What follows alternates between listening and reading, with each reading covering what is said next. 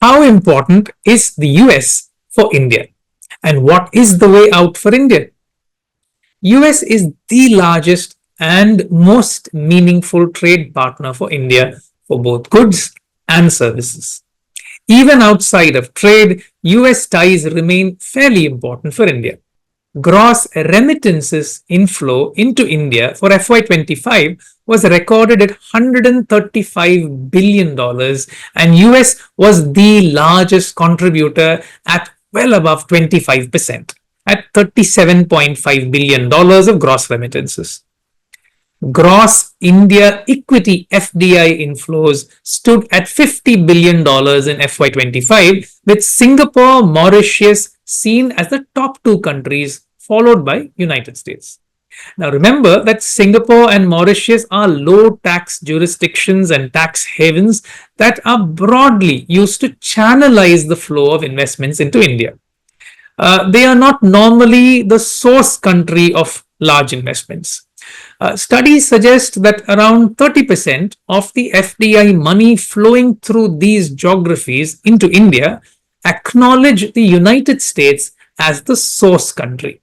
So, if we adjust the FDI flows from Singapore and Mauritius accordingly, we see that the US is not just the largest remittance provider, but is also the largest FDI provider for India, with also more than 25% contribution. One must remember here that India and the US have had 5 successful rounds of negotiations before they had broken down. They've restarted again.